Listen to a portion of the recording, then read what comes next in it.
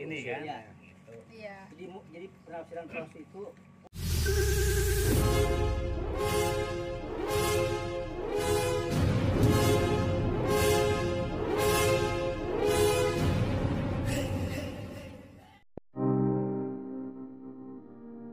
Indonesia kasih alat bagi dunia kecil ya.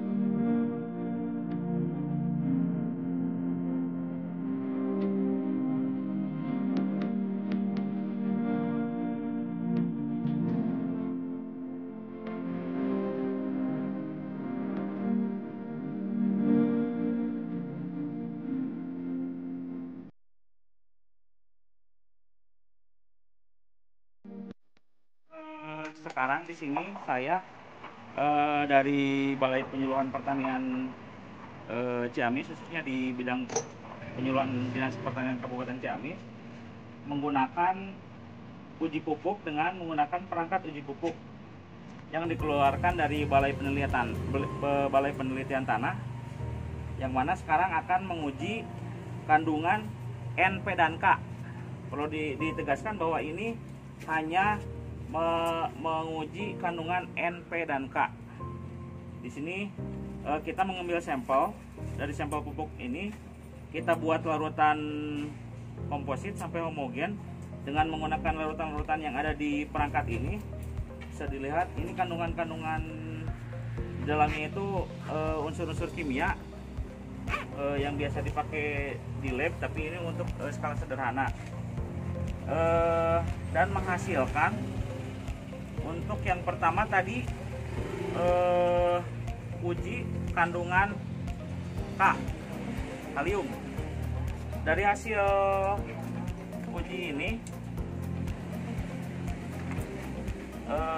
kita menggunakan metode tetes. Jadi dari larutan yang ada di perangkat uji pupuk dimasukkan ke tabung reaksi dan kemudian ditambahkan kandungan pupuk yang tadi dihomogenkan. Kemudian diketahui bahwa sesuai berdasarkan indikator di sini, untuk ketika sudah ada tiga tetes kandungan pupuk yang dimasukkan ke dalam tabung reaksi dan ada endapan, disimpulkan bahwa kandungan tersebut lebih dari 50%. Sedangkan ketika kita coba menggunakan larutan-larutan tadi sampai 10 mili pun kita tambahkan larutan pupuk, tidak ada endapan putih.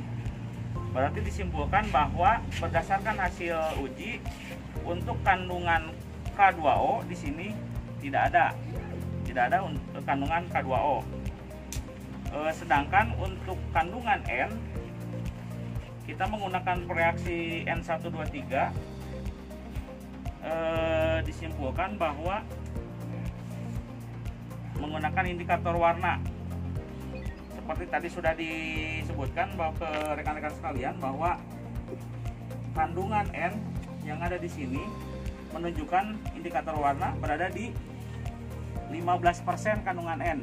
Berarti pupuk ini mengandung pupuk urea, kandungan urea atau N sebanyak 15%. Seperti itu untuk pupuk yang bermerek Kanada berdasarkan hasil uji menggunakan perangkat uji pupuk. Langsung bahwa ini pupuk pupuk palsu, karena bagaimanapun juga uji lengkapnya harus lebih ke tingkat yang lebih tinggi ke provinsi. Ada balai yang di Lembang itu untuk uji kandungan pupuk yang sebenarnya yang menggunakan alat yang terkini, alat laboratorium yang terkini, sehingga kita tidak bisa menyimpulkan sepihak bahwa ini pupuk palsu atau tidak, karena bagaimanapun juga harus ada uji lab yang betul-betul ketika sudah dilarutkan di air. Tadi sudah dicoba uji air bahwa memang beberapa pupuk ada yang berasal dari batuan, seperti misalkan fosfat BFA, batuan fosfat alam, itu memang berasal dari batuan.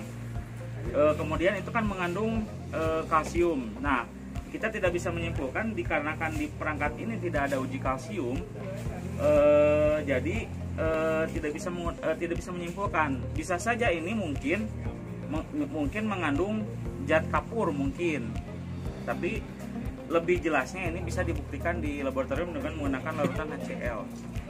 Kalau pupuk masa expired ada, jelas ada. Sekiranya berapa tahun Pak dari masa produksi?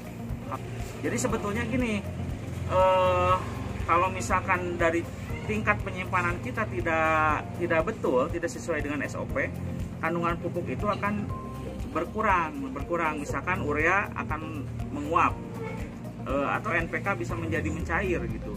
Jadinya untuk kadar expired tersebut, kalau misalkan dengan penyimpanan yang tidak sesuai dengan SOP, kemungkinan lebih cepat. Dari hasil sementara ini Pak bisa dikatakan antara komposisi yang ada di kemasan dengan hasil lab barusan, itu bukan hasil lab, hasil tes barusan, iya. Menurut Bapak ada perbedaan atau enggak, atau sama Pak? Kalau dari sini bisa dilihat bahwa di sini kandungan K-nya itu 3%. Sedangkan dari hasil ini kan tidak ada ya. Tidak ada. Terus kandungan NH4 0,5 atau NO3-nya 0,11. Justru di sini kan lebih besar. Jadi inilah saling subsidi lah, saling mengisi mungkin gitu. Jadi kalau misalkan dari hasil ini kan cenderung kandungan N-nya lumayan tinggi. Untuk sementara setelah saya teliti bahwa untuk sekarang penomoran di registrasi terdaftar pupuk itu kan tidak ada yang ada menggunakan huruf. Sekarang yang menggunakan angka semuanya. Jadi kemungkinan ini menggunakan produk lama dan di sini tertera tahun 2010 ini produksinya.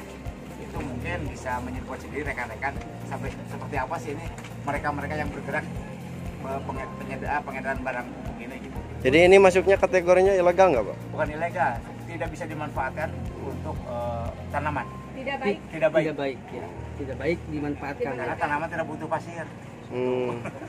Pak, jadi untuk PT-nya sendiri ini ada nggak terdaftar Pak beroperasi di Indonesia? Nah itu kita belum sejauh itu. Kalau ini lihat mah terdaftar, cuman ini kan pernah ada kasus di tahun 2015 dan sudah ada putusan inkrah dari MA. Ya, jadi itu pernah dan sekarang keluar lagi pupuk ini. Nah kita perlu menyelidiki ulang, melihat ulang sampai sejauh mana mereka itu bergerak. Pak, untuk menghindari pupuk seperti ini tadi yang disebutkan Bapak, tanaman tidak memerlukan pasir kan. Solusinya harus seperti apa Pak? Ya, kita mengarahkan melalui rekan-rekan di lapangan penyuluh bahwa penggunaan pupuk berimbang agar supaya dilaksanakan sesuai dengan dosis-dosis yang ada, sehingga tanaman itu bisa menyerap atau bisa tumbuh dengan baik. Dan kita memberikan pengetahuan, edukasi terhadap rekan-rekan petani di lapangan, karena bagaimanapun juga mereka perlu terus diberikan informasi yang benar, karena kadang-kadang kan kebiasaan mereka yang digunakan, dan biasanya IKIA gitu, jadi kadang-kadang membawa keinginan mereka sendiri gitu.